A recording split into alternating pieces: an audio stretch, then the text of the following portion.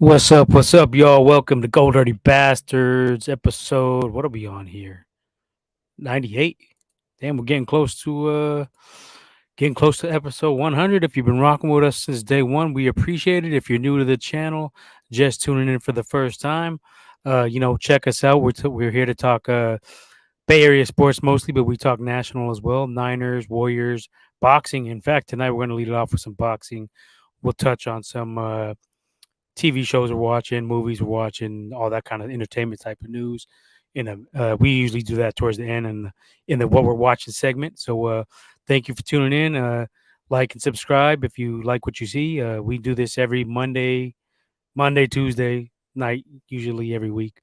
So let's go ahead and get on this big fight we had over the weekend.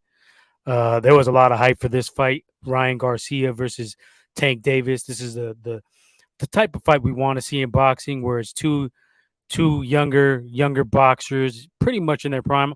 I don't know if you can say Ryan Garcia is really in his prime, but I think Ryan Garcia is a little bit overhyped to begin with. So I don't know if you guys, anybody out there, tuned into this fight, but it did have the big fight feel, the crossover appeal. You had a lot of casuals, you would say, casual fans tuning into this fight.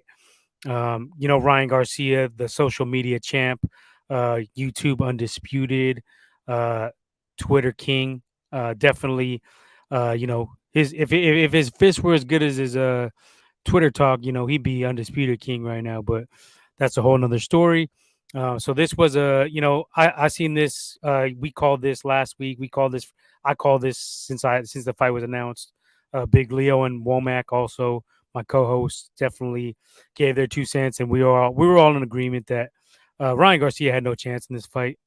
Um, and that's what came to fruition. Started with the early second round knockdown from Tank Davis. Caught him with the left right down the middle. Ryan, if you watch some of his videos,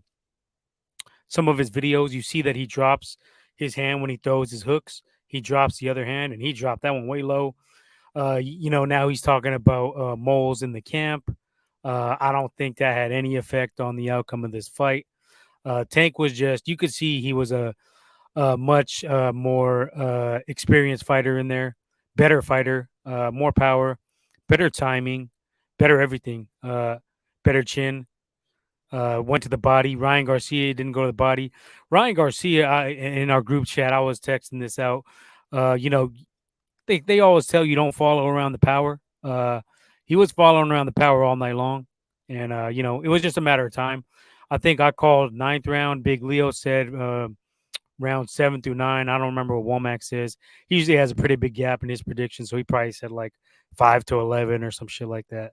Uh, anyway, yo, Bob Money was good. Right on for tuning in. Always loyal listener, podcast supporter, Niner fanatic. Will Massey, right on for tuning in too. I know we were talking in the Discord. If you haven't already subscribed to our Discord, definitely do that too. We got a Discord. We talk boxing. It's our own little server in there. We talk boxing, NBA playoffs, hoops, injuries. We even have somebody drops links in there. Co-hosts, I don't know. That's a good question, Danny. Big Leo, I know he worked 13 hours. Womack is MIAO. I'm not sure what's going on, Womeezy. Hopefully everything's all good, but you know, I'm sure everything's fine. So I'm just rocking on the solo for now. Big Leo will probably jump on in a little while, possibly. We'll see. But right on for tuning in. Back to the fight. So I don't know. What did you guys think? Anybody out there? What were your thoughts on this fight? Were you surprised on how easy Tank was able to dispose of Ryan? Do you think Ryan deserves a rematch? Do you think the mole had anything to do? The mole had anything to do with this? Because I don't think. What the fuck is the mole going to tell Ryan? I mean, what is he going to tell Tank? That Ryan can't handle your power? I mean, that's what it all came down to. He couldn't handle the power. He couldn't handle the experience. Now you might say, okay, he was hit to the body. He was hurt in camp. I mean, I'm pretty sure Tank was going to go to the body anyway. I don't think that was a real factor. I don't subscribe to the fact that the rehydration clause was any kind of factor in this either. I thought like personally, I thought that was bullshit from the start. I thought Ryan Garcia was already making excuses before the fight even happened. Oh yeah, by the way, since I ain't got my co-host tonight, how's my audio? Is it sounding all right? Is it sounding weird? Is it too fucking loud or anything? Since I'm flying a one man army solo, I don't know. Nobody to give me that feedback. So if anybody out there listening would let me know how I sound, would be appreciated. Danny says it's all good. Thumbs up. We got a thumbs up. Danny, what were your thoughts on the fight? Did you take Ryan? I hope you didn't take Ryan. I don't like Ryan. I know all my Latino brethren are riding with Ryan, but I don't think he's a good representation of us. You know what I mean? I think he's kind of a pussy boy myself. I never liked his whole persona. I thought he was kind of riding off Oscar's vibe, but he's nothing like Oscar in the ring. Oscar was, pretty vicious, very good technically, didn't duck anybody, always wanted the smoke. Outside of the ring, he's a whole nother character. I can't speak for any of that other shit he be into. Um, but okay, Will got a comment on the fight. How is Ryan going to measure up to 140 top five since Tank has already KO'd two guys at 140?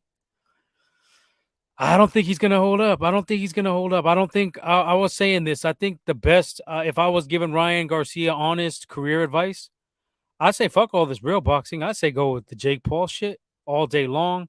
Find a retired MMA guy. You can knock him out. You could build your brand that way. Um, make make millions of dollars because I don't see him beating any of the A or B level fighters from 135 to 140. Personally, we can name a few. I don't see him being. Obviously, he didn't beat Tank. I don't see him beating Shakur. I think Shakur would handle Ryan Garcia quite easily. Who else is around 135? Top of my head, nothing's coming to my head right now. But 140 got Tiafimo. I think Tiafimo and Ryan would actually be a pretty good fight. I'd pay to see that. I mean, I wouldn't actually pay, but I'd watch the pay per view. Let me rephrase that. I would watch the pay per view provided by the links via Big Leo 415 in the Discord. Oh, Danny, did I see the instant message you said? No, I did not. Let me check that right quick. Hold up. Definitely did not.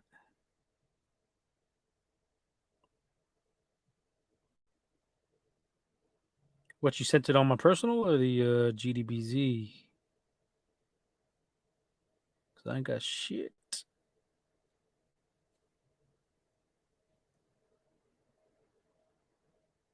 I ain't got nothing in my DMs. I don't know what you're talking about, Danny. I ain't got nothing, man. Anyway, oh yeah, I ain't got shit. Hold on, let me see. Let me check it again.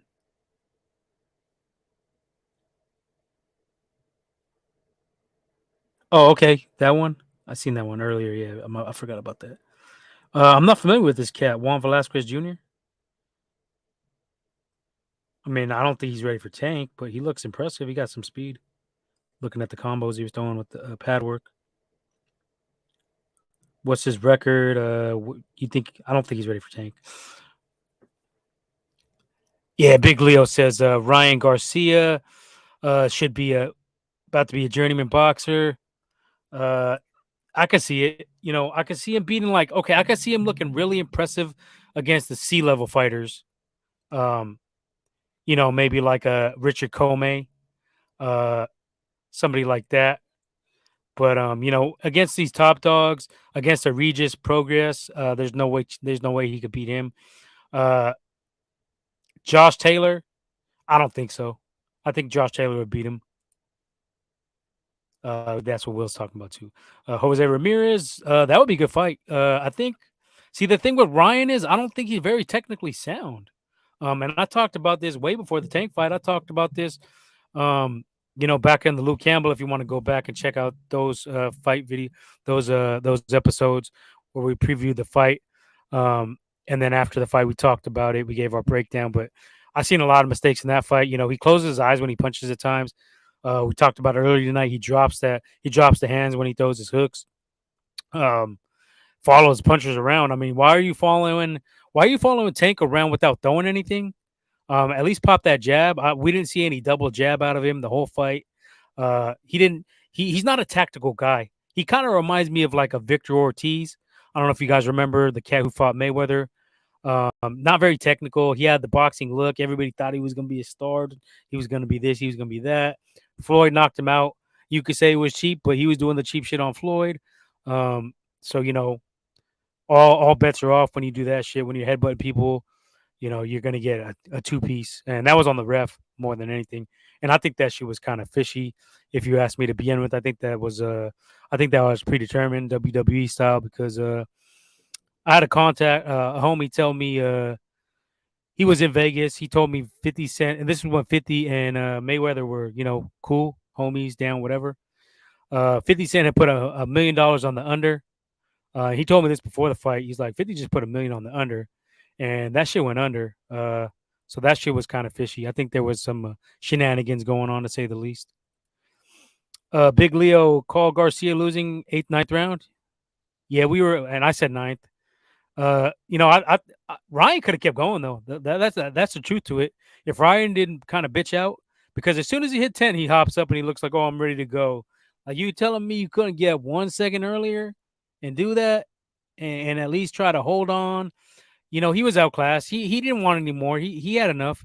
He took one to the face. He took one to the body, and he was done. I mean, I didn't. Same thing. Victor Ortiz. I don't think he has much heart. You could tell these guys are just they're in the sport. They don't really have the love for the sport. I was listening to an interview before the fight happened with Mike Tyson and Ryan, and it's just phony baloney when he speaks. You could just tell he ain't about that life. To me, it's just even when he was going with the back and forward Tank, all he was doing was like saying the shit Tank was saying and saying it better. Like, "Oh, I'm gonna break your jaw. No, I'm gonna break your jaw, man. I'm gonna do it tougher." Blah blah blah blah blah. Like, I just ain't never been a fan of Ryan. I don't think he's a real. I don't think he has the heart for this real boxing shit. I think it would be better for him to go and do the Jake Paul route, make millions of dollars. Keep your popularity. The young teenage girls are gonna love you, and you're gonna make millions of dollars. And you don't gotta face no real comp. You can fight McGregor. That's another one. McGregor was complimenting him. You could do the whole WWE thing, and now they're beefing. He thinks McGregor needs to just be quiet. Blah blah blah blah blah. That's a good route. Fuck it, get your money. You can't not get money. I just don't think he's a real boxing type of dude. I think this was a payday for him. He didn't see it as nothing else, and that's that. Haney Garcia might be an interesting fight if it happens. I don't think so. I think Haney would easily outbox Ryan Garcia. I think at this point, I know they're 3-3 in the amateurs against each other, but I think Haney's gotten better technically, and I don't think Ryan's very disciplined. He's just not. I don't see any ring IQ out of him. I mean, you should have been throwing that double jab. You definitely had the reach on Tank. You had the speed, the hand speed at least, on Tank. You should have used that. You should have stayed the fuck away. I don't know what you were trying to prove early on. You going guns a blazing early, and just throwing, unloading the clip, and then there was no answer. Once Tank survived the storm that Ryan tried to come out with, he had no plan B, no backup plan, and that's what I'm talking about. He has no, like a Mayweather, like a Crawford. They adjust. Even Tank adjusts later in fights. Big Leo says protect yourself at all times. I said sixth, and Big Leo said he could get up, but he quit. He quit. I agree, Will. I actually thought Ryan might be able to catch Tank early and get him down. I didn't think he'd be able to keep him down. I think he might catch him with like a flash knockdown or something. Because I will give Ryan some props. He does have some hand speed, but he just doesn't really have timing with it. You know what I mean? He's not very great on the combos. And against an experienced fighter, like against these, like I said, these C-level dudes, Fortuna, yeah, you could look great. You could look like a knockout artist. You could look like, a top prospect. But when you put him against these, the cream of the crop, you see what he is. He's not going to be that. I don't have any confidence that he turns it around and becomes this great boxer. I know he's already aiming for a rematch with Tank down the line, and I just don't see any reason to give it to him. Tank by that time, Tank will probably be on his way out the game. How old is Tank? About 30, 28, somewhere around there. No, he's probably about 28. I think I gave him too many years. Once he came out in bedazzled trunks, he was bound to lose. Yeah, yeah, no doubt. Haney Garcia would be worse. Ryan would be embarrassed. Yeah, I mean, I think Ryan could hang with Tank for a while. I mean, with Haney for a while because Haney don't have that power. Haney's he'll beat you technically, but let's be honest, he doesn't have any kind of power. Uh, to my eyes, Tank's 28. Yeah, okay, I figured it out after, but yeah, right on. Uh, yeah, I think I would pick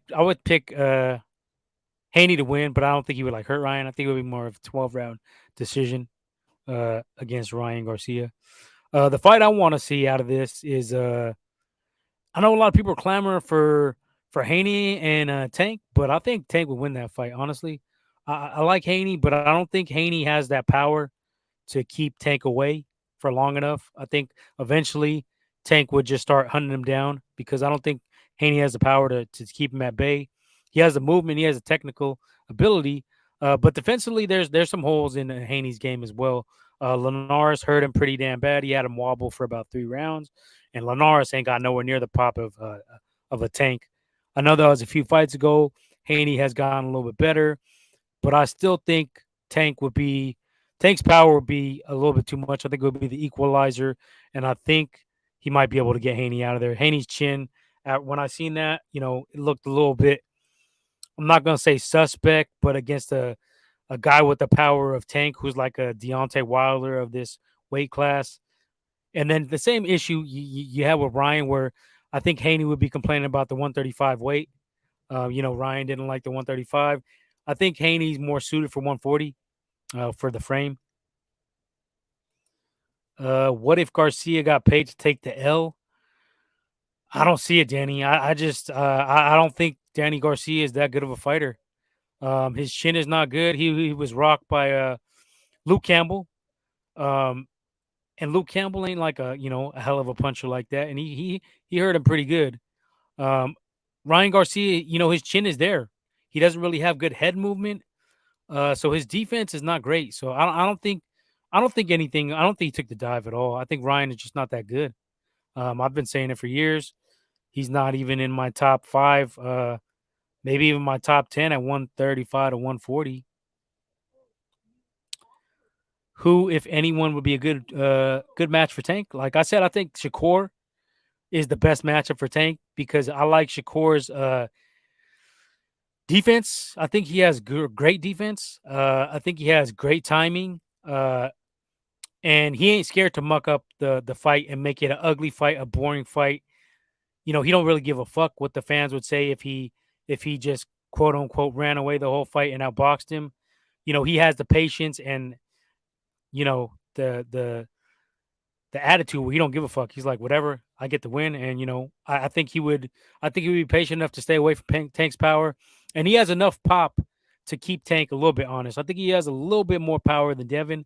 He definitely don't got no dynamite in his hands, but he has a little bit more pop uh, to keep Tank honest. I believe. I think that's the fight I want to see.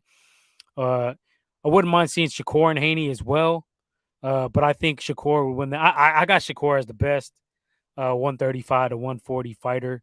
And I'm not just saying it. I've been saying this on the podcast. Check the receipts. I've been saying it back when we started about 2.5 years ago. Me and E Major. E Major is, he used to be on the podcast on the TDC when we were doing the boxing more. And he's a Haney guy for sure. I think, but I think Shakur is better than Haney. We argue. Me and him argue about that a lot. I got Tank better than Haney. I know he would push back on that.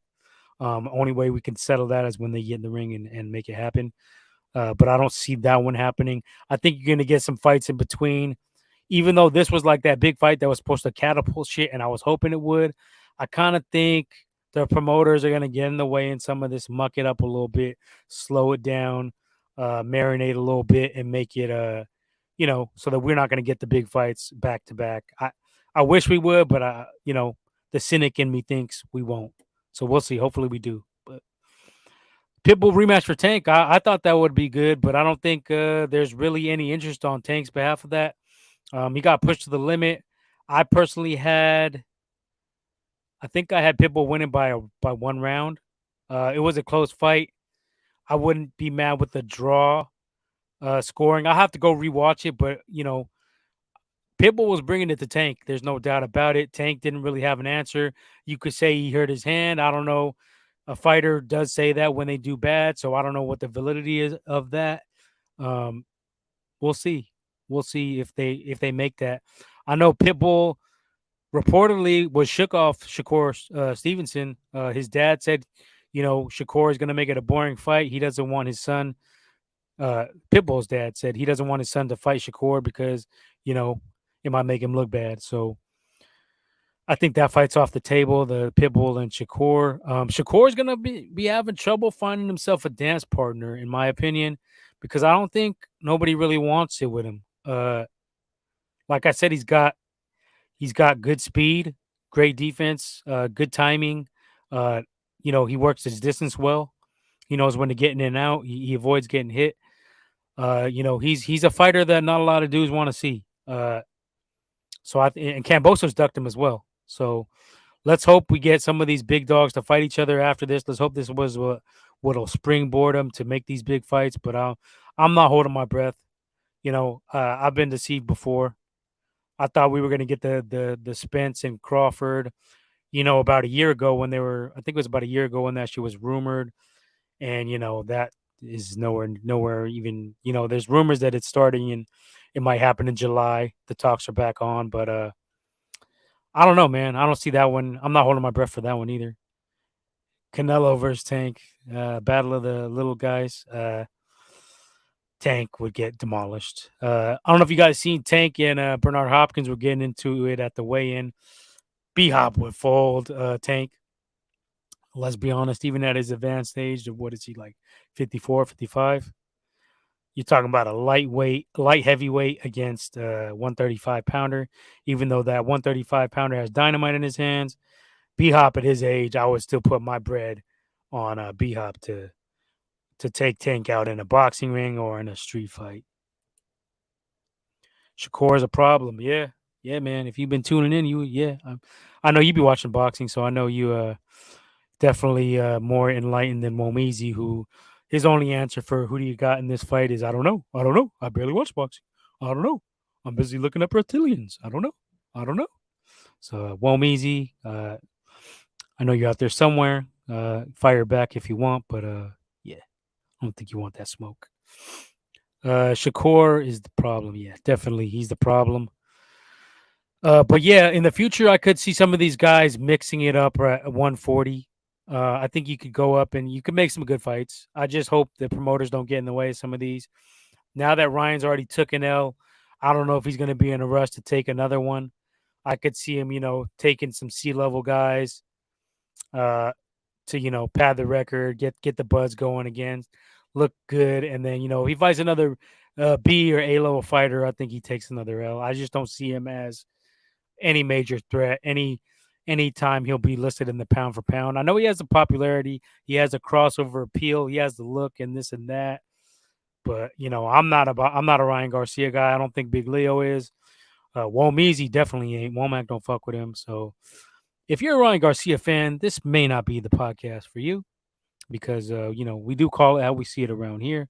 We don't pull punches and we don't fuck with Ryan on any level.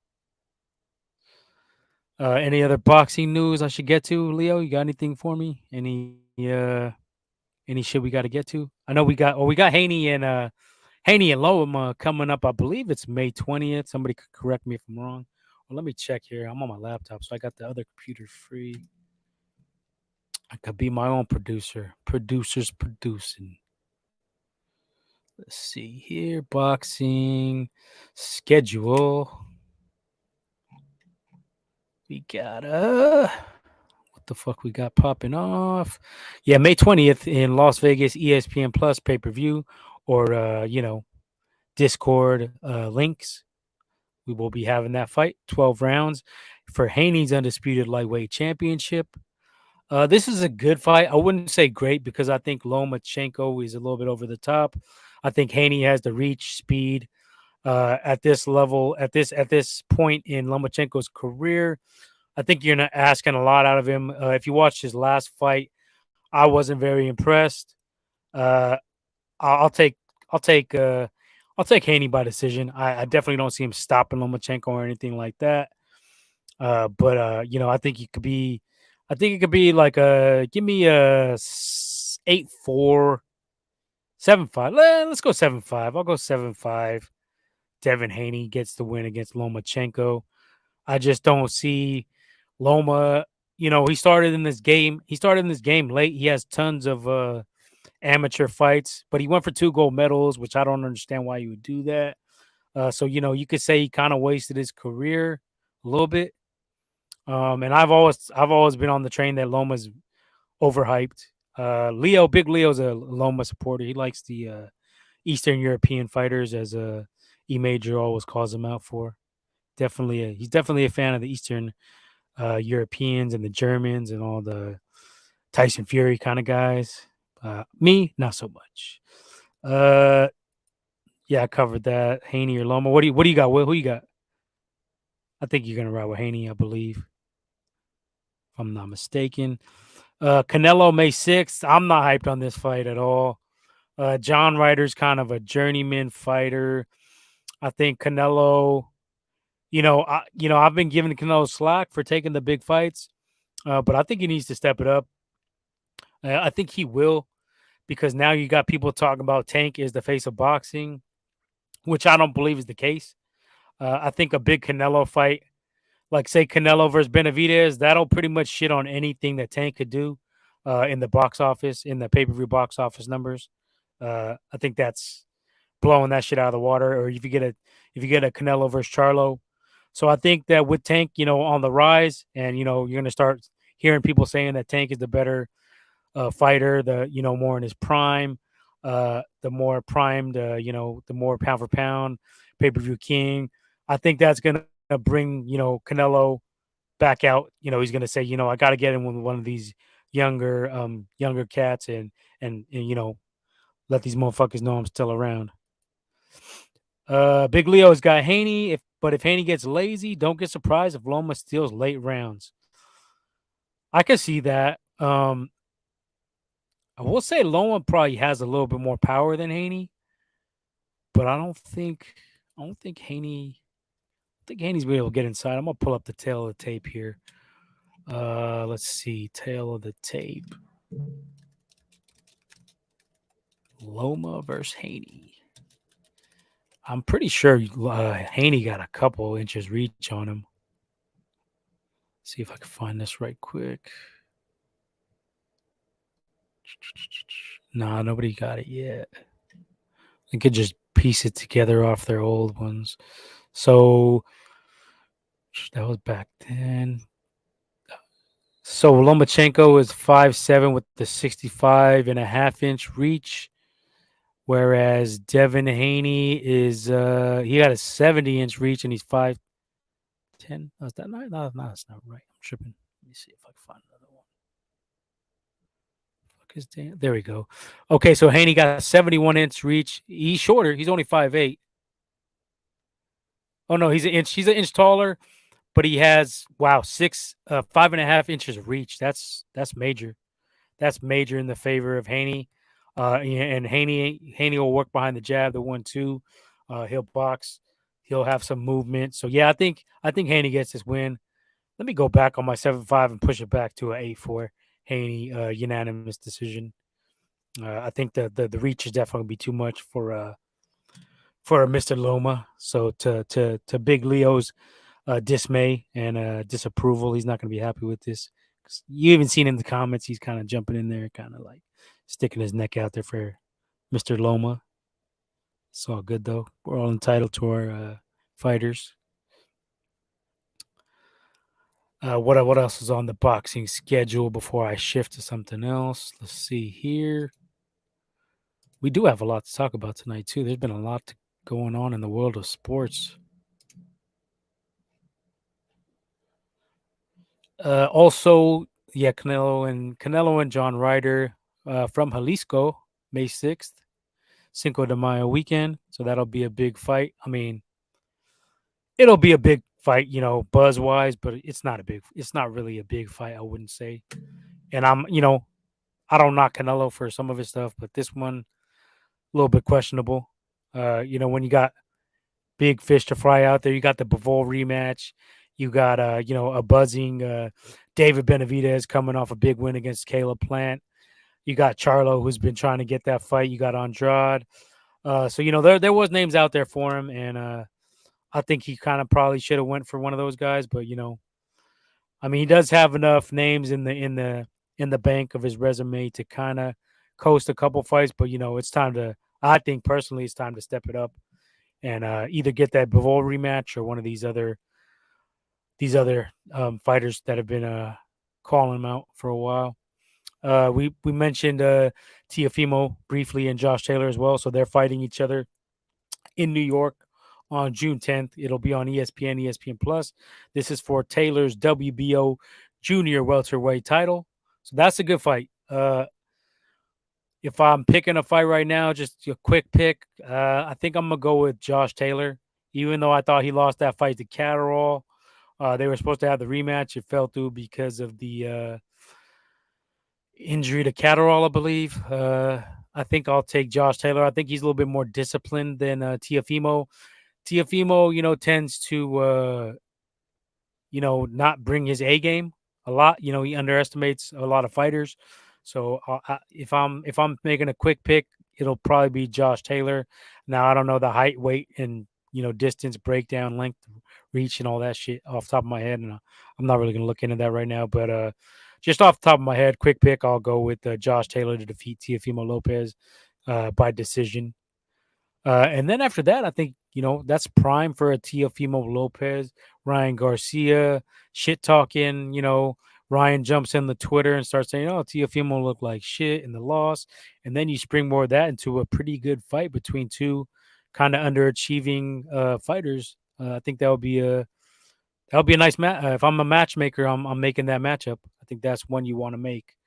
Think it would sell in the Latin community. You'd have a lot of purchases in the boxing community. People would want to see that because I think you'd have a pretty good action fight. You'd have a pretty evenly matched dudes. Both of them, aren't like polished fighters. So I think that's a good fight we can make happen in the future if we get a loss from Teofimo Lopez Jr.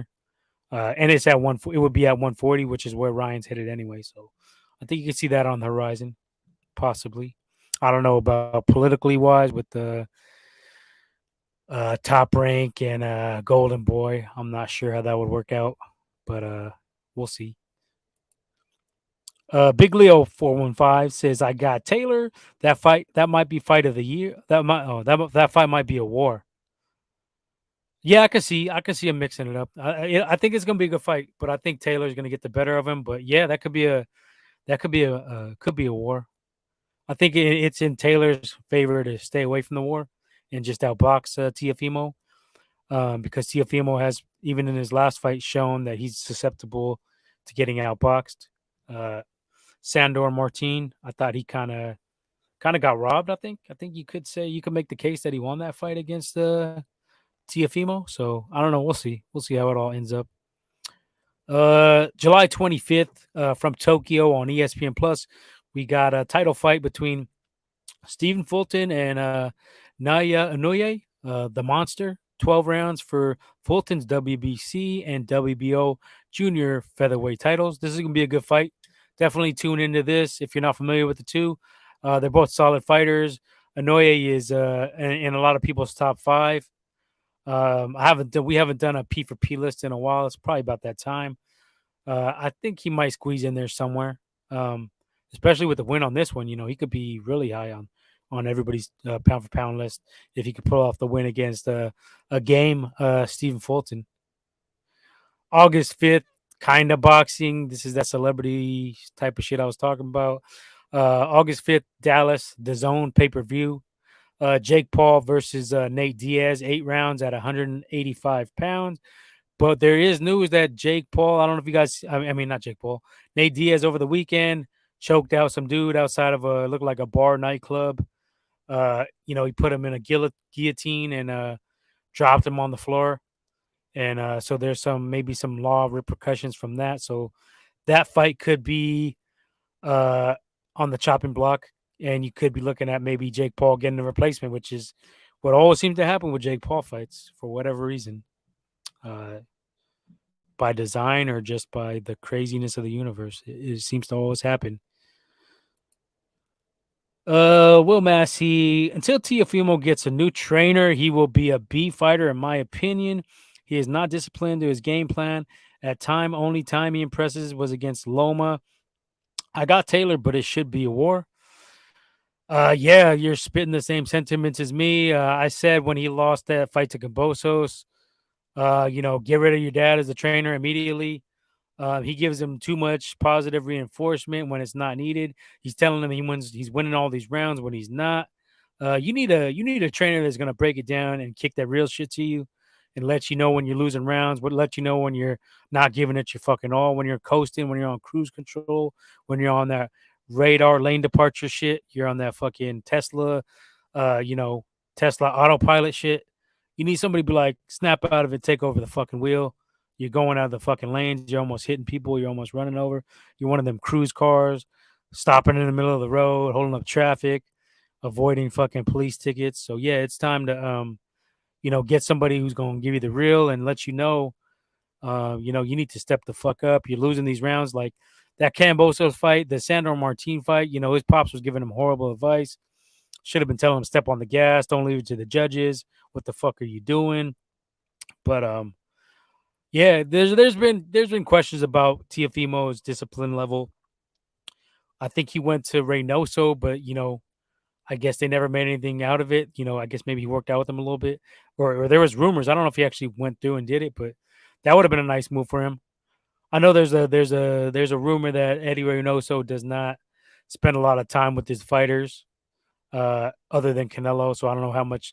There's been a couple of guys that have said that, Ryan and Tiafimo, but both of these guys have questionable work ethics, questionable priorities when it comes to boxing. So I don't know who's telling the truth on that one, but I would tend to side with the guy who's had a P for P number one, Eddie Reynoso, as I side with that dude, as opposed to these younger cats who haven't really shown the heart at times in the ring. So yeah, that's my opinion on that one.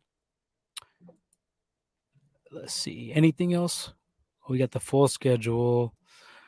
I'm not gonna go through everything because I know we don't have the most hardcore boxing fans on here. I know we got some, better than casual, definitely, but not on that extra detailed into the fight game. But it's looking like a pretty good summer. Boxing usually has some good fights in the summer, and then September is always a big fight month. We haven't got nothing announced for September as of yet.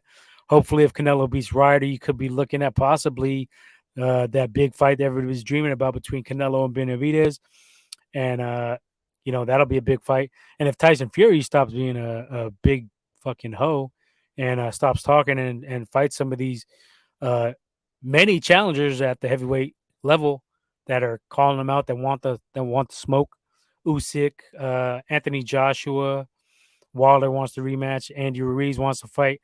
He's kind of holding up the division with all his fuckery and talking and tweeting and all these weird ass stipulations and deadlines for fights. If you're not out there by sunset wearing shades, then I'm not gonna fight you. All this type of weird ass shit. Like, stop holding up the division, stop holding up the sport.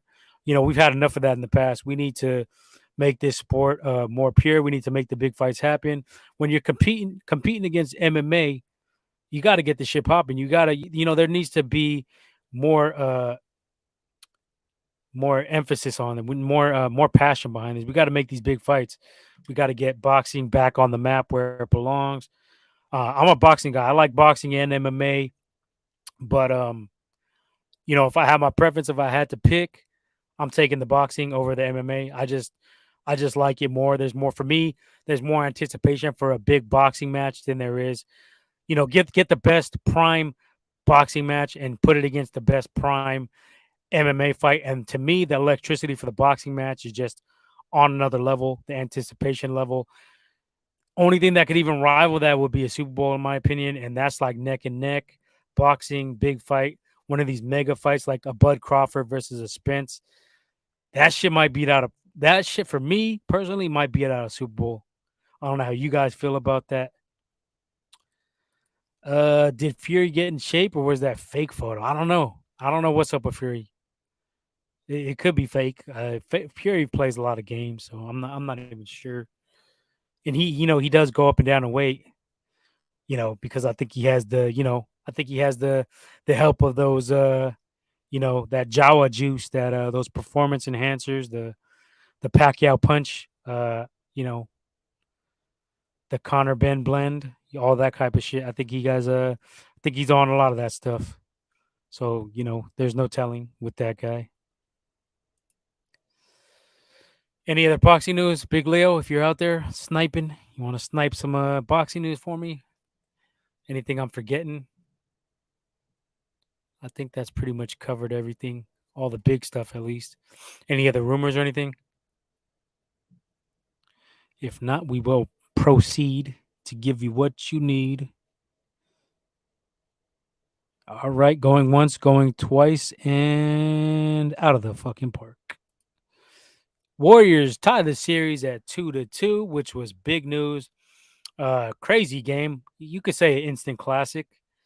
Definitely between the Kings and the Warriors. It's becoming a little mini rivalry. You could potentially be seeing this for a while down the road. But we got some big news today that changes the complexion of this series when the King star De'Aaron Fox has what is it, a chipped or fractured finger on his shooting hand.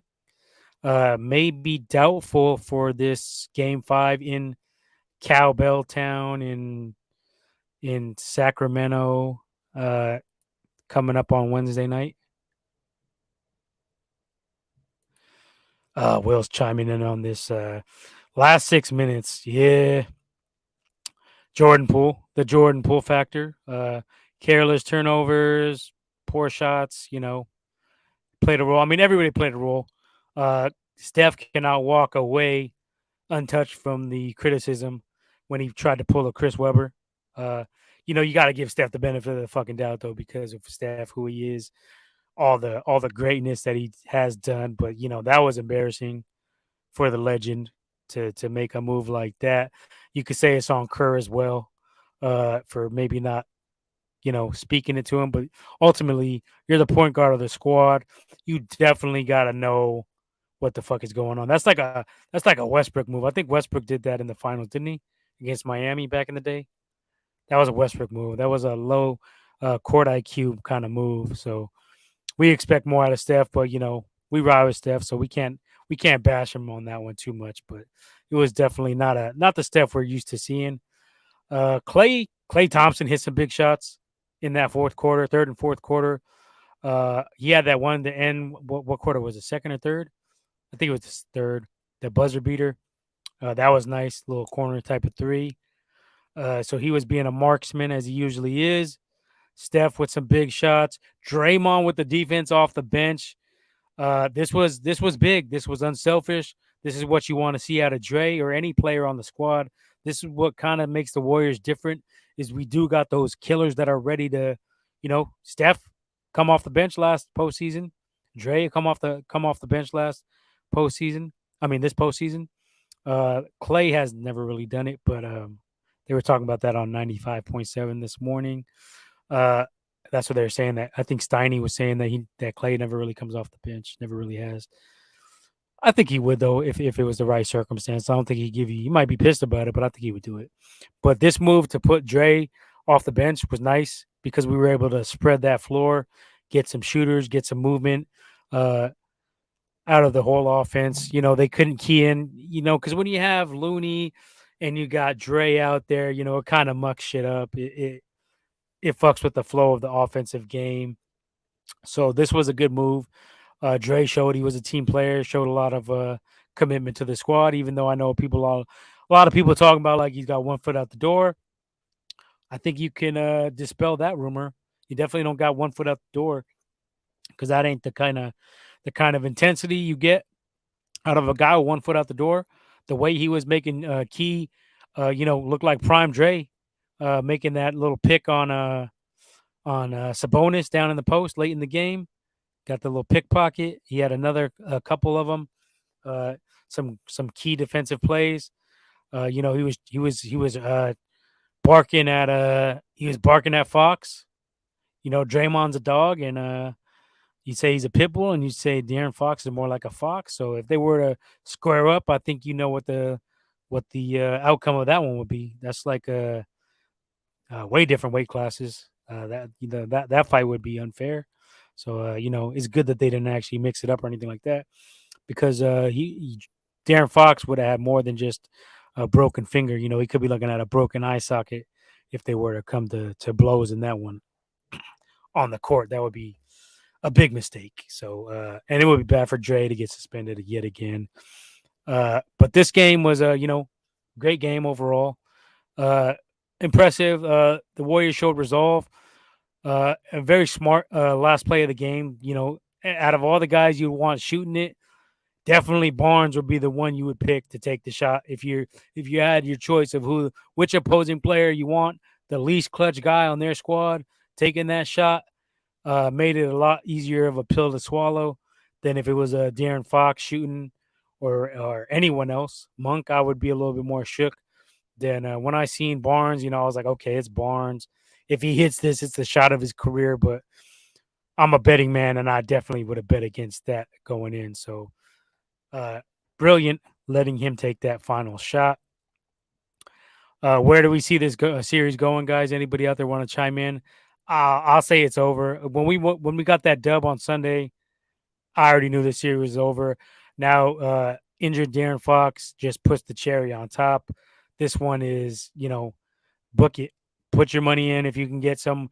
If you can get a series bet in right now, you're probably gonna be looking at minus 350.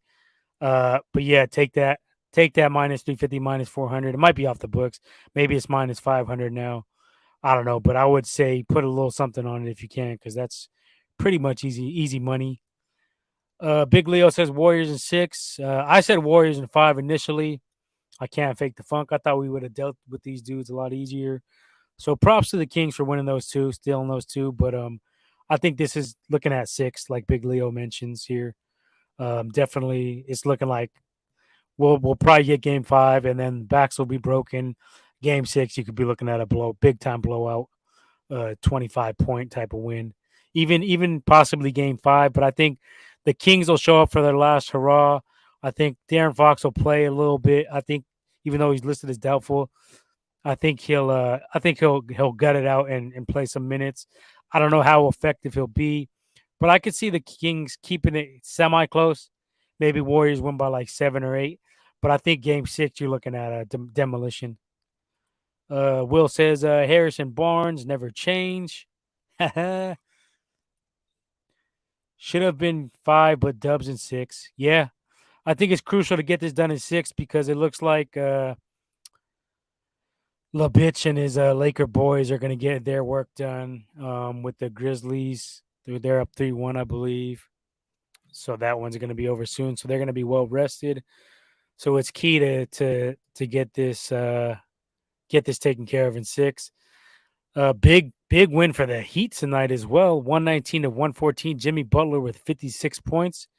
He's gone back into bubble Jimmy for sure. It's good to see a Jimmy actually performing in the clutch. Jimmy G. All these years we've been used to that kind of Jimmy play. Never anything like a Jimmy Butler torching the Bucks. Lakers got the win, 117-111 over the Grizzlies. 3-1. You could say that series is done. So it's gonna be Warriors and Lakers, and the NBA is gonna be happy about that one. David Silver's gonna be, licking his chops, drooling like he's at Ruth Chris Steakhouse or something. He's gonna be amped up for that shit. La China James, La bitch. It'll be fun to knock out the Lakers. That'll be that's always an added bonus when when you can get deep into the playoffs and knock out like a rival like those bums down there. That's brilliant. That's gonna be something I'm looking forward to. And you give me that one, I'll take Warriors in six in that one. They'll take care of them. I know that the Lakers got the advantage with the big men, but overall we should. They got nobody to cover Steph, nobody to cover Clay. Uh, Even Jordan Poole might go have some big games down there if he can stay off the fucking floor. Butler was super clutch esta noche. Yes, he was. He was lighting that shit up. And what's up with the Bucks? What's up with Giannis? What the fuck is going on there? I know they were talking about they're gonna have a dynasty after their little championship win. But if they get knocked out first round, you could see a shakeup possibly. You could see some heads rolling in that one, in that franchise. What games we got popping off tomorrow? Let me check the NBA schedule. Tomorrow night, Tuesday night. NBA scores Tuesday. Let's see. Hawks Celtics, which is another done series. Celtics going back home. Series is 3-1. Trae Young is done. Give me the Celtics. Boston is favored by 13 points. I say take the money line if you can get it. A lot of betting sites probably won't have it because it's probably like minus 400. It's probably not even worth betting that anyway. But Boston should take that. If you can get them on a teaser parlay, maybe that's a nice play. You could tease them with the Nuggets. Nuggets are minus 9.5 against the Timberwolves. I think they closed that out. They're up 3-1. I know the Timberwolves, they played well in the last game, but I think they're outmatched. I would say, yeah, maybe tease that Celtics and Nuggets. And then also you got the Suns and Clippers. Phoenix minus 12.5. Tease them, tease the three favorites. If you can get like a 6-point teaser, you probably hit on that.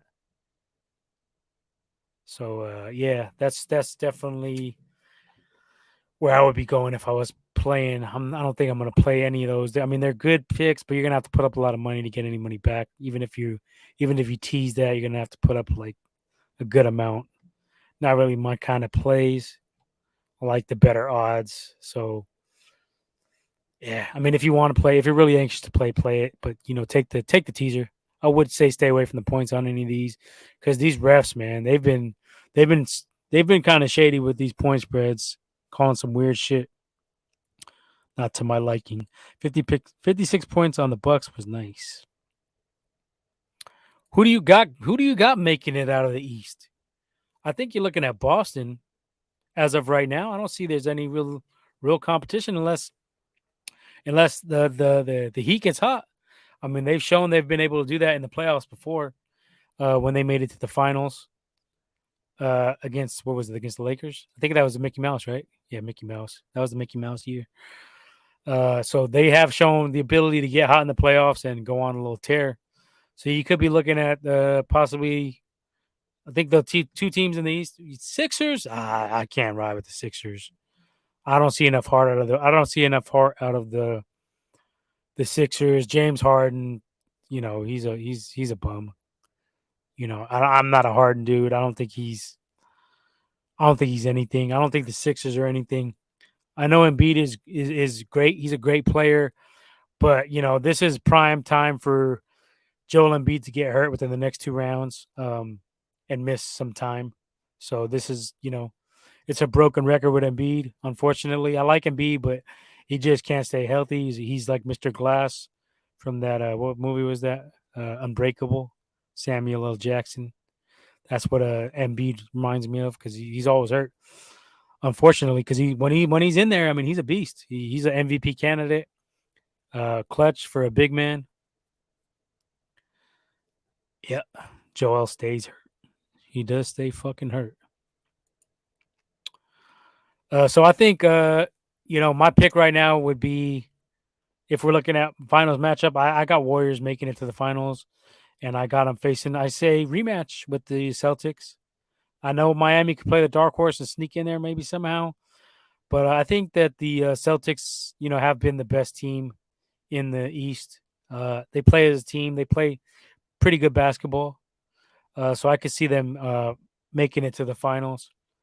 And I think you're looking at a repeat Warriors and 6 in that finals. I just think the Warriors, this was their little test. This kind of woke them up. Everybody's healthy now. I think this was what they needed to wake them up. Kings are young, hungry. They got that intensity. They got no fear. They're playing with house money. I know they're the higher seed, but nobody's really picked them to beat the Warriors. I know after 2-0, they were like, they were kind of on that shit, but a lot of people were taking them. I seen a lot of shit in Facebook and all the chat rooms and all the social media stuff. But I mean, nobody was really considering the Kings as a threat. So this kind of I think woke up the Warriors. The West, it looked strong during the year, but it's been diminished. Jaw's not very healthy. AD's probably another one like a Embiid where you could be looking at him getting hurt anytime soon in the near future. I don't have confidence in the Nuggets. I know they got a good record, but I don't really. If you're coming down to Game 7 against the Dubs, I don't see them winning that. Game 6, even I can see Warriors beating them in 6. Now I know they have the big man, but Looney and Draymond have shown the ability in the past to not shut down Joker, but get him tired, get him playing on both sides of the ball. Make him work for rebounds, get him a little bit tired so that down the stretch of the game in the clutch moments he's not as effective. I seen that in a couple games last season, in the regular season as well as the playoffs. So I know that it might be a little tricky because we don't have as many big bodies to throw at him. So if Looney got in trouble, foul trouble, or Draymond got in foul trouble, that could be a factor. That could be a problem. So they got to play real smart with how they deal with him. Uh, Maybe double him at times. But I think Warriors. I would pick the Warriors to beat the Nuggets. Suns too. I just don't feel the Suns. I think that Devin Booker and KD, they both need the ball. So they kind of cancel each other out. They're kind of like mid-range scoring kind of guys anyway. I know KD can do a little bit of everything, but KD, is very effective at the mid-range jumper as well as Devin Booker. So I think I just don't think that they're a championship caliber squad. They could prove me wrong. I mean, KD's a hell of a player, but we'll see. Time will tell with that one. So yeah, that's my basketball take for tonight. Flying solo, you know, solo bolo, getting this shit popping off, keeping GDBZ, keeping the momentum going. Couldn't have a bye week this early into what we've been building up for, and we got the draft. And this year, I gotta admit, I'm lacking. I haven't even fucking really studied anything on the draft, so that's a disappointment. I apologize for that. But I will try to do some last minute scouting, and if we do a draft special, we'll make the most of it. It's kind of hard just to get amped up for this season because the Niners don't have a pick until the third round and any of that. So let's get into that real quick. Let's talk some Niners talk before we get out of here tonight. It's getting kind of late, very late if you're on the East Coast. So Niner news, Niner rumors, Niners, all this and that. You're looking at John Lynch spoke today. He admitted that he did talk to Trey about the trade possibilities. Nothing so far has come to fruition. I think they're smarter than to trade Trey now. I think if you're going to make a trade of either Trey or Brock, next year is the move to make. It's just a bad gamble to make. Even though you got Darnold there, like, are you really willing to bet a Super Bowl appearance with Sam Darnold? Like, you're willing to bet that the prime of this roster, the twilight of Trent's career. He's at the twilight. You're willing to risk that to go with Sam Darnold as your backup, with Brock with Brock Purdy. Not only Trey Lance's injury history, with Brock Purdy's injury history, they don't like to talk about that shit. But Brock Purdy has been hurt twice already in 8 games, one season ending, possibly career changing with that throwing elbow surgery that everybody just assumes he's going to come back better afterwards. I don't know where these assumptions come from. I'm not on that train of thought. Will says Trey is here to stay. I agree. I mean, we've covered it on this show many times. Uh, the physical abilities that Trey possesses that you can't teach. Womack likes to, take all his hate for Trey from Jimmy that he gained when Trey was drafted, when Jimmy G's poor quarterback play forced the Niners. Let's not forget that Jimmy G forced the Niners brass to give up 3 picks to get Trey Lance. They forced that hand because of that terrible fourth quarter postseason play that Jimmy G provided us.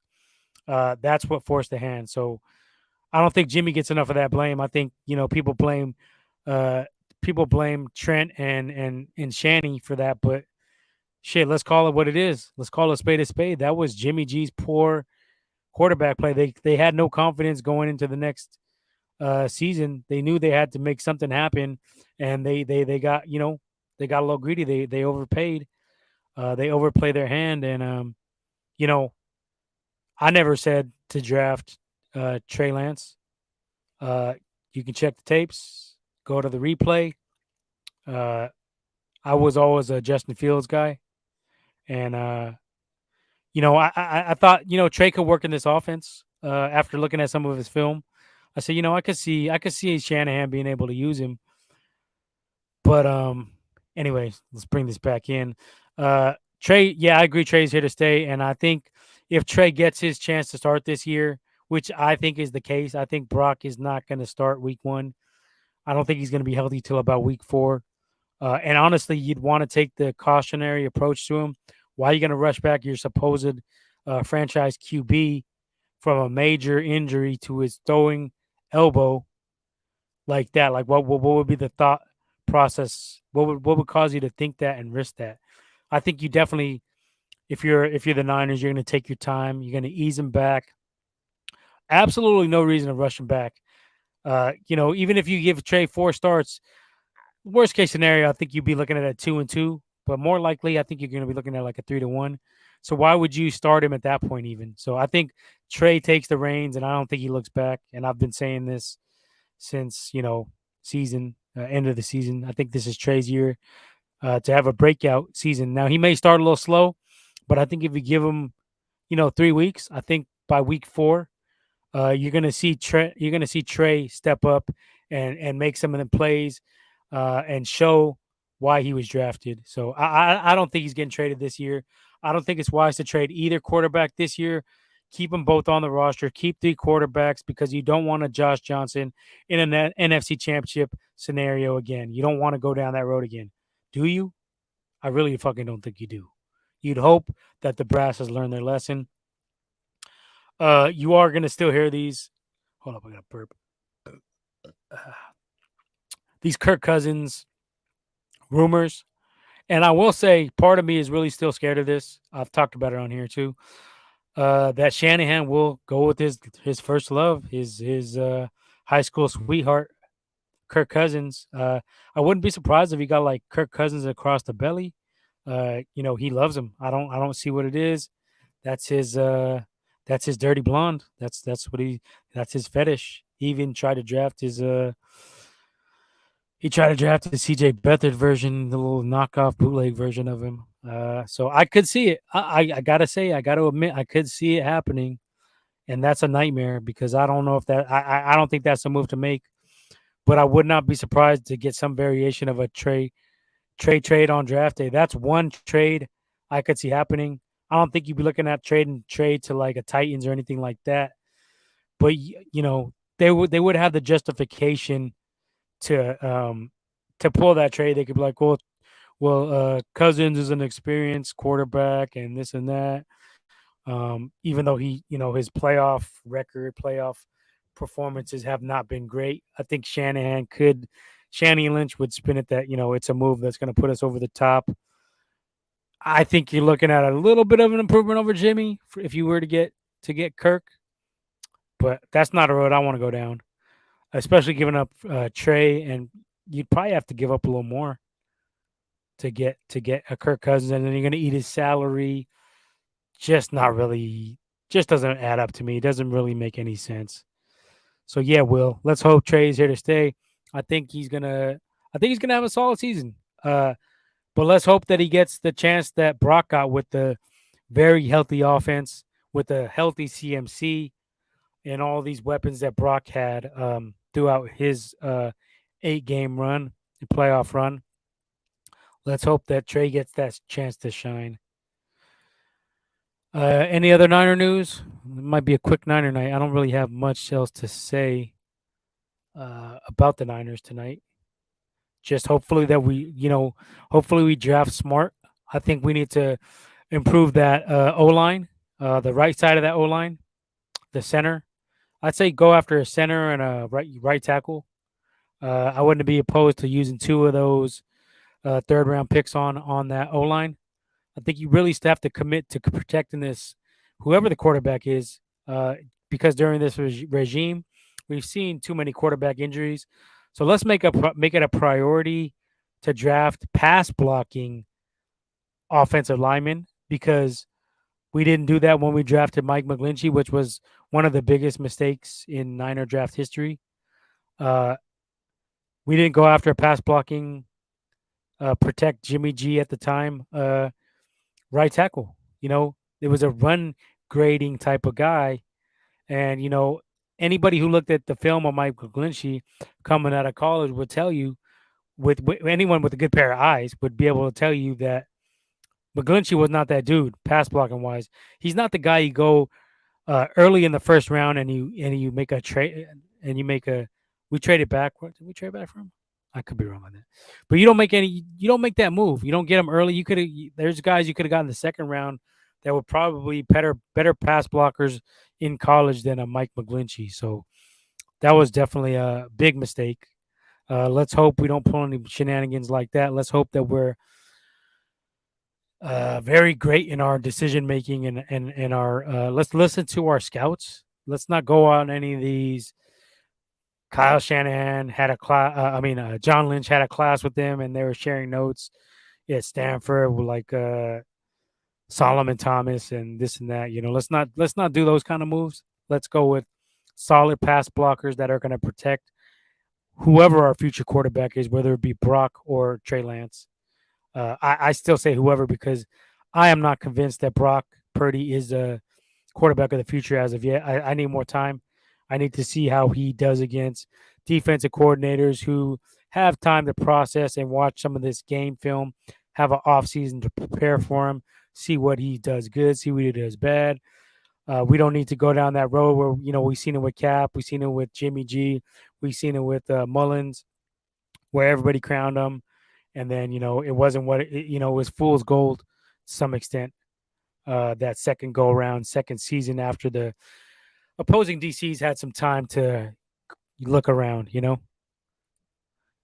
Comment here. Will says, give Trey time. Jimmy was horrible in the playoffs. He is above average at best. He was above average at best.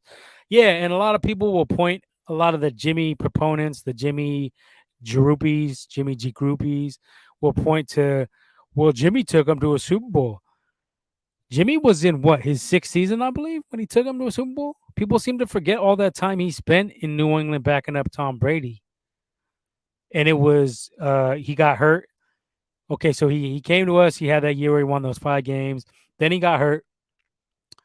And then what was it? It wasn't until 2019. I believe it was a 6th year. Somebody want to fact check me on that. But I think it was a 6th year.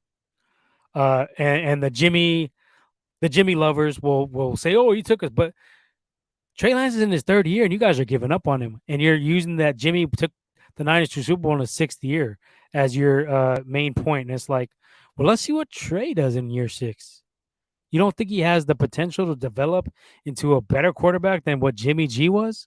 Because let's be honest, Jimmy G was mediocre at best, average at best, top 15 bottom 15, right in that middle, 15 to 16 ranked quarterback in the league. But people are gonna have their blinders for Jimmy for whatever reason. I don't understand it myself. But when you look at his playoff numbers, we're not gonna harp on Jimmy all night, but Womack's not here to defend him, so this will be a pretty quick one-sided slaying of Jimmy. Look at his playoff numbers; they're terrible. They weren't clutch. Anytime the game was on the line and he was asked to deliver, he was late like a USPS Amazon package that you don't got tracking on or whatever. You know what I mean? Whenever they wanted to deliver it, no diss, Leo, no diss. Why do we Trey Lance and Purdy, James Garoppolo, 6 of 8, 78 in championship game, 11 of 19, one TD, one INT in the division round. Let's not forget this. Yeah. And when you're looking at fourth quarter, it gets more abysmal. It gets fucking downright ugly. It gets downright fucking ugly when you're looking at that. So yeah, we're on the same page, Will. You know, there's one guy on here who will fucking have his Jimmy G blinders on, his Jimmy G glasses, and yeah, he's not here tonight, so it makes this show a lot smoother. We don't have the defending, we don't have the public defender chiming in to be like, oh, but this and that, and the O line, and if Tart intercepts it, and blah blah blah blah blah blah fucking blah. We don't have that tonight, so that's a good thing. No pushback. We get plenty of that on here from Jimmy G's public defender, Mr. Womeezy. What else we got? Yeah, so back to the Niner draft. Would like to see us get a safety. I've said this on here again. Tall, rangy safety. I think that's a need. We're a little bit thin at safety. We talked about maybe a linebacker because we've had some injury bug with the linebackers a little bit. Drew Greenlaw, Warner got nicked up a little bit. We lost Shahir to the Titans. Was it Titans? I think. Yeah, we lost him. So we'll see. We'll see. But I think those should be your top three groups that you need to work on, and then you're gonna need to get a corner at some point as well, because we're a little thin at that position. You like to get another corner. I know we got that one nickel cat, so he might be all right. But personally, I would go first two picks. O line. I think that needs to be the top priority.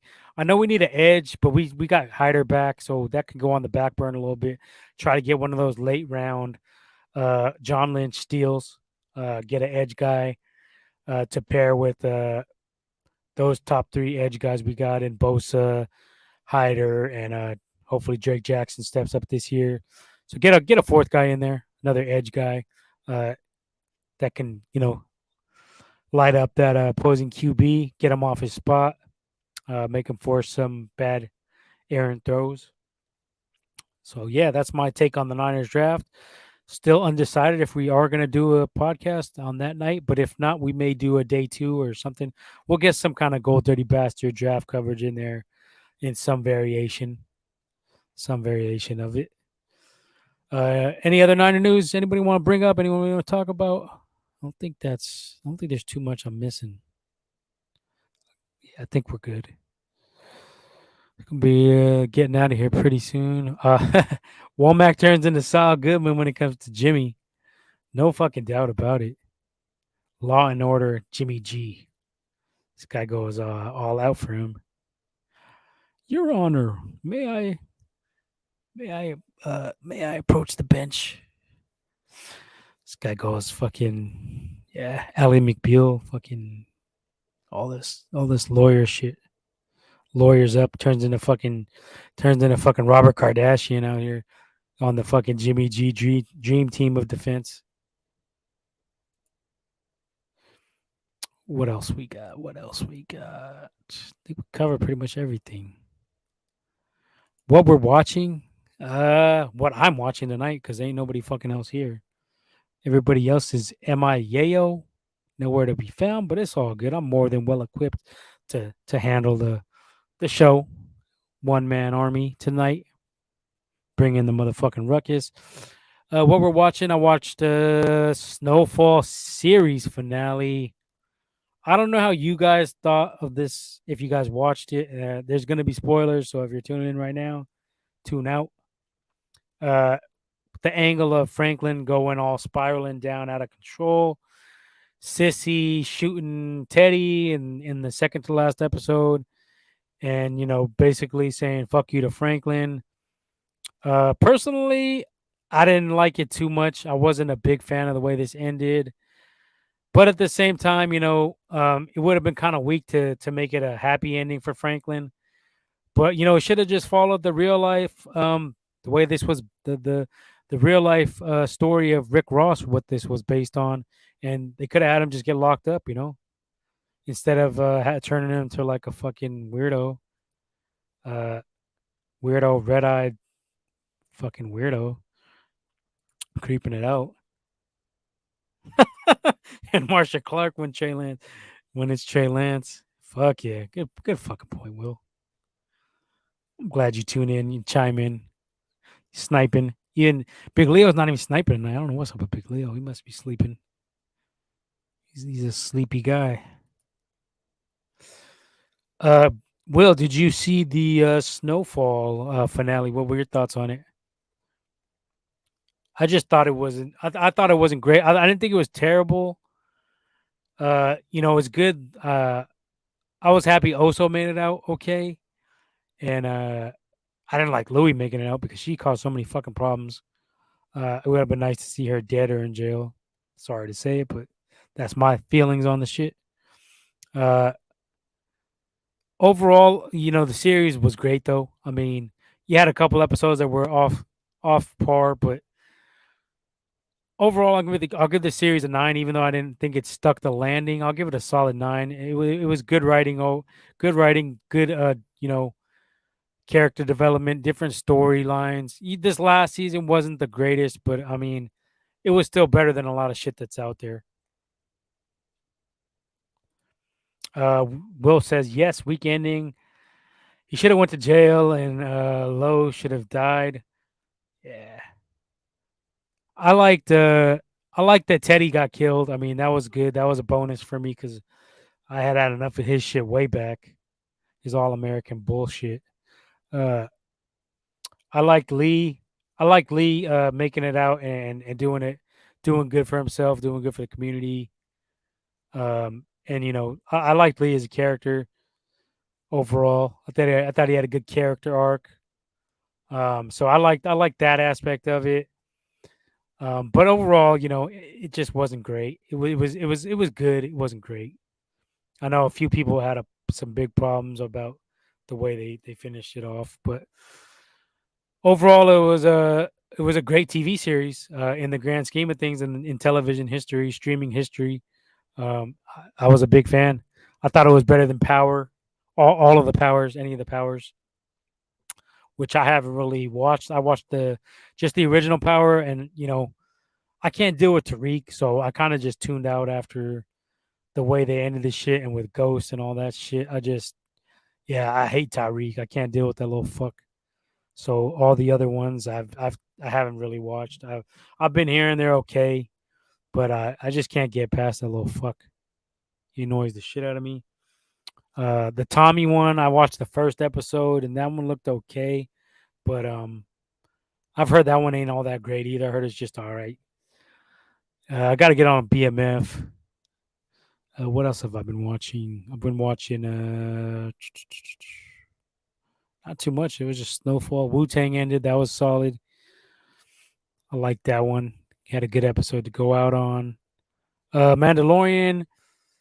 That's another one. Spoilers, but I didn't like the ending. I thought it was a good season overall, minus the Jack Black and Lizzo episode. That was whack. I wasn't feeling that one, but all the rest of them were pretty good.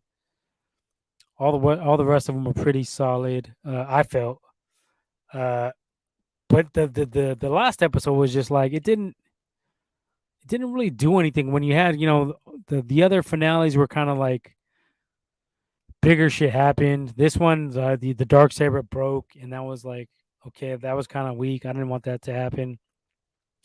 You didn't really need Moff Gideon again. I didn't really need to see that guy again. There was no yearning to see him come back and play like a similar role. He's like the big bad for the final two episodes of this season. It's like, okay, that's kind of repeat.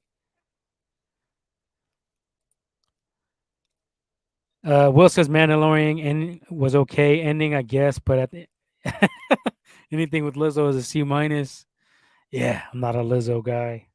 Womeezy, he likes Lizzo like he likes Jimmy G. So that's the Lizzo defender of the GDBZ.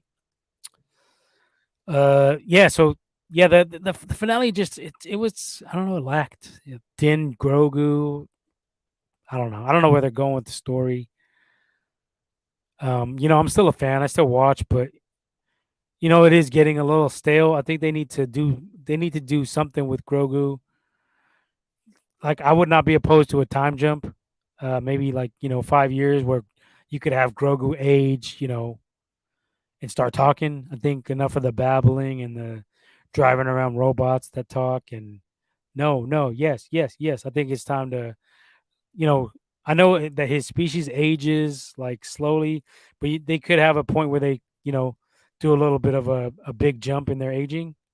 I don't know. We don't know exactly how they fucking age. So, I mean, it's TV, it's streaming. You could write it in that they age 5 years and whatever the fuck. I don't know. Write it in, make it happen. But to get a time jump, get some, different storylines going. I know that they're trying to tie them all in together. Ahsoka and that, which I look forward to. I think that's going to be a good streaming series on Disney Plus. The trailer looks pretty good for that one. Got a couple of Sith or Dark Jedi dudes that are coming out. I don't know what they're going to be. We don't know who they are. Never really heard of them, but they're going to be the antagonists in that one. So until Thrawn comes around, they'll probably be like mid-season. They'll get executed or whatever the fuck dealt with, or maybe that'll be like a three-way fight where they go against Thrawn too or some shit. Who knows? But Thrawn is eventually going to be the big bad. You're going to get Ezra.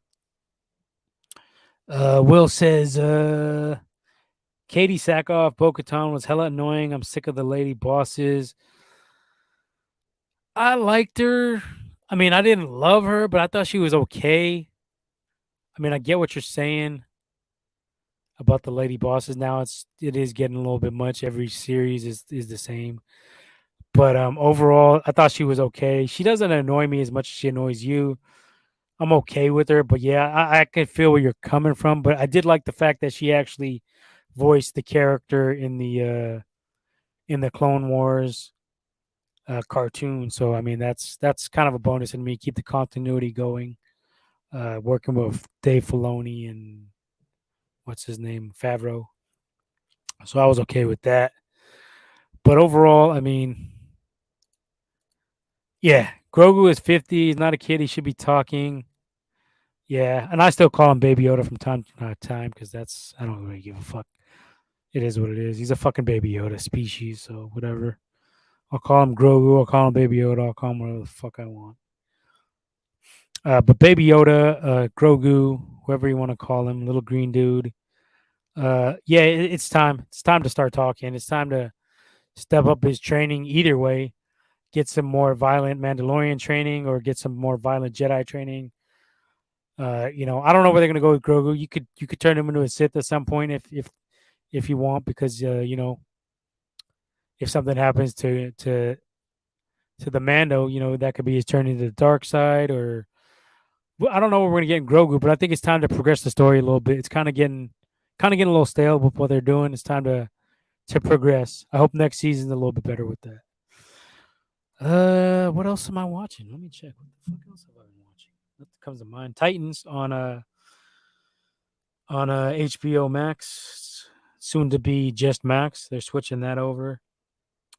That's a show. I mean, it's a good show. It's a good show. It's not a great show, but I kind of like it. I'm not like huge comic book guy, so I don't have much to compare it to. As far as I'm definitely not a big DC guy in general. Will says, I'm with you. Clone Wars as well was better in the cartoon. Funny that she was more realistic in the cartoon show. Yeah, I like the Clone Wars. I like Rebels. Rebels got really good the last couple seasons. It started a little slow, but I thought it was real solid. when you had the Maul and Ahsoka coming in and the Ahsoka versus Vader. That was a sick ass fight. And then you had who the fuck else was in that shit? Thrawn. So I'm looking forward to that continuation on the big screen. And we've seen all these dudes coming out, all these characters from Rebels starting to make appearances. You seen Zeb on what was he on? He was on Mando. Was he on Mando? Yeah, he's on Mando. You had Zeb. You haven't seen Chopper yet, I don't think, but you've had Hera is gonna be in the Ahsoka show, so that's gonna be nice. It'll be sick to see all of them in the Ezra, Sabine. You seen Sabine in the trailer as well. That Ahsoka trailer looks sick. I got no knocks on that one. I didn't like Mario Brothers. To me, it was just like it was too cheesy. It was too kiddie. I don't think it was terrible, but it was just not great. It was like it was okay. I'll give it like a 7. I don't really think it has any rewatchability. Um, I didn't really like Chris Pratt in the role. Thought he was okay. But I'm used to the Italian accent in all the other old ones, the movies that were made, the cartoons. So kind of wanted to see that, but it's all good. It wasn't terrible. I seen it on Saturday. I was a little late to the party on that one. I'm gonna go see. I'm gonna fuck around and go see that Return of the Jedi, which is getting released. What is it? The 30th anniversary, 40th anniversary. That's getting released this weekend, I think. Yeah, this weekend. Yeah, that kind of. Like off and on, wasn't it? It was kind of off and on. The Return of the Jedi in the theaters. It's a must see if you're a fucking Star Wars guy. I'm a Star Wars guy. Definitely got to see that with some fresh popcorn. Some snacks. Maybe a Costco dog. Sneak a Costco dog in there. I'm tired of getting ripped by these $7 fucking dogs at the theater. Sneak a couple Costco hot dogs in there. I will get ripped off for the popcorn because it's worth it. Cinemark to me has the best popcorn, so I tear that shit up. They have kettle corn now too, which I fuck with. But I'm gonna definitely take the kids. They want to see it. Kids and the wife have a little family night, family movie night. Check out Return of the Jedi, which was actually my favorite of the Star Wars movies. I know everybody. I'm in the minority because everybody's on Empire, but to me, I liked Return more. Uh, like the battle scene with Vader and Luke in that one.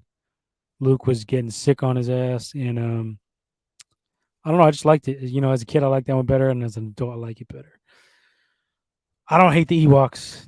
They are kind of fucking silly and shit, but I don't hate the Ewoks. Chewie was getting sick in that shit. Lando, good battle. So I like that one the most out of all these Star Wars ones, and I like the Brian fucking Johnson one the least. I never liked that movie. That kind of killed the new Star Wars sequels for me. I can't even really enjoy them. And Abrams didn't have shit to work with in that last one, so you fucking killed the franchise. That second part of the franchise. So thanks a lot, Ryan Johnson. You fucking weirdo. All your weird shit. Goofy ass Yoda. Will, with the Jedi, Return of the Jedi favorite as well. Thank you. I know Womack and the other Ray Doomzilla who comes on the show sometimes. That's their favorite. They like the Empire, but I'm a Return guy for sure. That shit was sick. And then after that, we'll do it. I think we have done a fucking Star Wars rankings on here, haven't we? I believe we have. If not, we'll go. Empire Strikes Back might be better, but it's not. Yeah, I don't even know if it's better though. I mean, I don't know. It has some good points, but I like Return. What is it? Revenge of the Sith too. I know that's not like high on everybody's list, but I thought that was pretty solid. I used to like Attack of the Clones when it first came out in the theaters, but man, going back to watch it now, that shit's pretty fucking weak. Yeah, the best part is that, you get to see Yoda fighting against Dooku, but I mean, yeah, I don't know. Temple of Doom is your favorite indie? Yeah, I would agree on that as well. That new indie looks kind of whack. Honestly, it looks okay. I hope I'm wrong on that, but the trailer didn't look too great to me. Looks okay. I think there might be a second trailer I haven't even seen yet. Actually. Oh, Will, what do you think about the fucking the Marvels trailer? I know you're not gonna like it because you didn't like you didn't did you watch the Kamala Khan one? I thought it was okay for being a kiddie show. Revenge is third best. Yeah, I think I might have it at 2 or 3. Yeah, neck and neck with the Empire. I thought Marvel's trailer looked all right. I mean, I don't like that they gender swapped the villain supposedly. But yeah, I think it might be okay. I don't think it's going to be great, but I think the trailer looks okay. It don't look terrible. Rambo, I like Monica Rambo. Captain Marvel, she's whatever. I mean, she's the weakest of the Marvel 3, I think. The Marvels. If there's any truth to it being a fucking musical, it's gonna be. I'm gonna be out on that shit. I hope it's not. I know there was rumors that was gonna be a fucking musical, which I got no desire to see. I think that the Joker 2. I didn't like the first one. I fell asleep on the first one. I never even watched that shit fully way through. I thought it was a bad movie. A lot of people liked it. I didn't. I wasn't a fan. But that second one is rumored to be a musical, which I'm gonna skip the fuck out of that. Super skip. Girl boss stuff. What else have I been watching? Shit, I can't really think right now. I'm kind of fucking tired, honestly.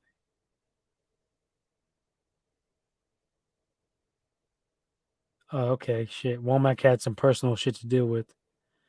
So yeah, he's all good though. Had some family issues. Hope everything turns out okay. Well, nothing too major, but yeah, like some family stuff. I don't want to put all this shit out there, but some family stuff to deal with to attend to tonight. So hoping for the best for his family. Nothing too serious, but something semi serious. But yeah, sending positive thoughts out for Womeezy from the GDBZ. Damn, hold up right quick.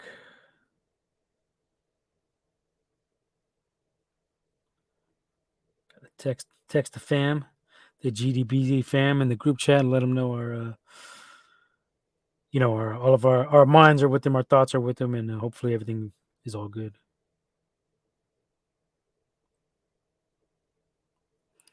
I I watched Miss Marvel. It was mid. It was the best of Phase 4 though, and that's not saying much. That's bad when I think about it. Yeah, Miss Marvel. It was like for what it was. It was okay. I watched it with my daughters. They liked it. Well, actually, one of my daughters. My other daughters wouldn't fuck with it. She was not.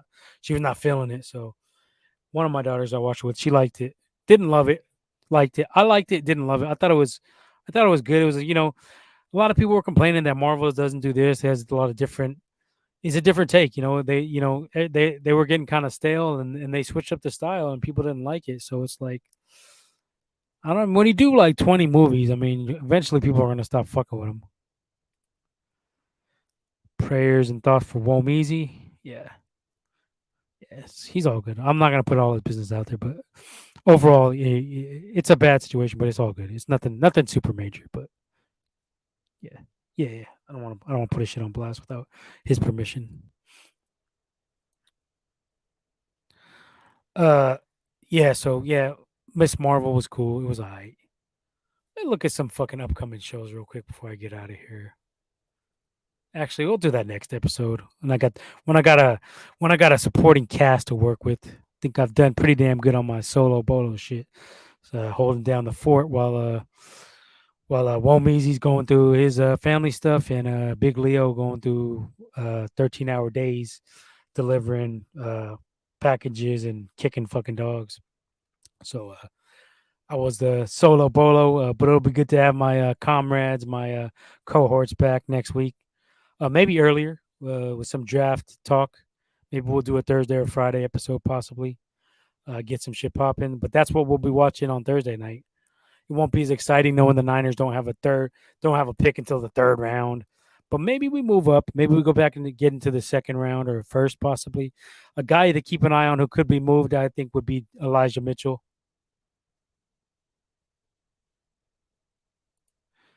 Don't mind a different take, but race swapping or heroes who takes no accountability, I can't support. Yeah. So yeah, what the fuck was I talking about? God damn it, Will, you derailed me with that comment. Uh, oh, draft. Elijah Mitchell could be dealt possibly uh, because of the injuries. But you never know with the, fucking Shanny and Lynch. They do keep shit close to their vest, so you could see some deals. I know there was rumors of Ayukin dealt. I don't know. I could see it. I can't shoot it down 100%, but I think you could be looking at some moves to get into the second round, possibly. We know that we're not going to be able to keep Ayuk and Debo after next season, so I wouldn't be surprised if they dealt him early. They've shown they to do that in the past when they dealt Buckner out of nowhere. I know a lot of people weren't expecting it. I kind of seen it coming personally. Uh, Womeezy can back me up on that one. Real quick too, before tuning out, thanks for tuning in. Make sure you give us a like and subscribe, and hit the notification bell so you can see when we're coming on. Catch all of our content. We sometimes we're sporadic. We're all older cats in our 40s. We all got families, jobs, so we do the best with what we got scheduling wise, which is why we drop our shit late night sometimes, a lot of the times. But it's hard to schedule with the three of us. You got three guys, and like I said, we got families and jobs, so makes it kind of hard. But we do the best what we can. We make it all work to the best of our abilities. So if you like what you see, if you like boxing, if you like NBA, if you like Bay Area shit, if you like Niners, Warriors, if you like shows, if you like Marvel, fuck with us. Give us a like, give us a subscribe, and let your folks know we're a quality fucking show, quality takes. I like to think that we keep it really authentic around here. We don't pander to anybody. We don't sugarcoat shit. We're not homers. We're pretty unbiased. We have our individual takes, but overall we're pretty unbiased. We keep shit 100 for the most part. I think that's what separates us from some of these podcasts, some of these content creators. I mean, some of them it's like watching a script. It's like watching the same show over and over again when you go into their shit. And that's why GDBZ we always kind of try to do our own thing. You know, keep it authentic. Keep it what we are in real life as we are on here. Represent ourselves well. So that's always something I pride myself on, and I think we pride ourselves on. So like I said, if you enjoy our content, if you think it's good content, help us out with the algorithms on all platforms, on our link tree, on our YouTube, on our Facebook. Like, subscribe, follow, all that good stuff, and you know, get our shit popping. I feel we have good content. I feel we have great content at times, and I think we just need some more exposure. So anybody willing to help out, spread the word, share our comments on Twitter, share our posts, share our likes, whatever. Would be greatly appreciated, and help us out. Get this movement popping off brick by brick. We're trying to build a beast around here, and get some more exposure. So we'll be greatly appreciated. So thanks for tuning in for this episode, and I'm gonna depart on that note. One last comment: no third round pick. Mitchell traded. Ready, go. Okay. Yeah, let's go Niners. Go Warriors. Let's close this fucking series out. And yeah, let's fucking go. 99 time for me. I'm fucking tired as fuck. But thanks for tuning in. Like, subscribe, follow, all that good stuff. GDBZ, we are out of here. Let me pull up the fucking little exit video. And we will catch y'all on the flip side. Fucking tired. I'm so tired. I can't even get this shit off the screen. Fuck. Having a fucking old man moment right now. Shit. The fuck is this goddamn banner at? There we go. There we fucking go. All right. Technical difficulties over. Catch us next week when we got the full squad back. Uh, like, follow, subscribe, Linktree, Twitter, IG, all that good stuff. And we out. Catch us next go round. And